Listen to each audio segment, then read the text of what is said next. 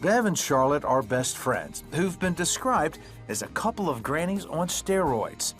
Both their families were doing okay financially until 2008 when the economy crashed.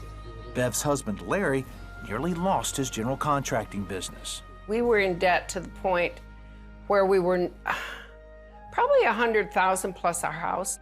Charlotte's husband, Bob, also got hit hard. His tile fitting and installation clients were slim to none. Credit cards alone, our debt was over $30,000. Things had gotten so bad that people showed up to repossess the car. The bank showed up and they were taking pictures outside of the house. When you don't know when it's going to end, you can be very terrified. Through it all, both couples continued to tithe to their church and give to others. We don't tithe to get. We tithe to honor God with our substance. We recognize the fact that what we have, whether it's much or whether it's little, that we owe it to Him.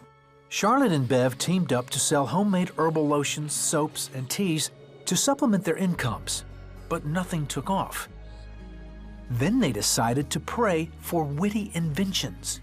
We got the idea for praying for witty inventions right out of the Word that says, He'll give us witty inventions.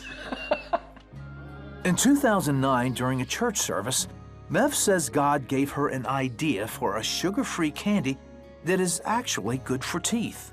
I am praying and singing, and I get the complete recipe for ice chips candy. I mean, I knew how to make it, I knew how to pour it. It was all there. She came up to me after the church service, one of the church services, and said, I just got the whole recipe on how to make that xylitol candy. And I went, oh, okay.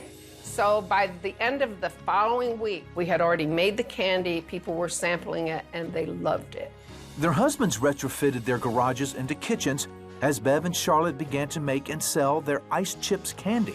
By 2011, sales were around $200,000. Then a year later, they got their big break when they made it onto Shark Tank. After the show aired, sales skyrocketed. We used to say, just go jump off the cliff and believe, because we knew God was going to be there and God was going to catch us. Not because God is a piggy bank, but because God is faithful and we did what He told us to do. All their debts have been paid off, and the company that started in a garage is now operating out of a 21,000 square foot facility. Its revenues have grown to $4 million a year. And these grannies on steroids thank God for making it happen. God's kind of sneaky like that. You know, He's got things planned, He's got it.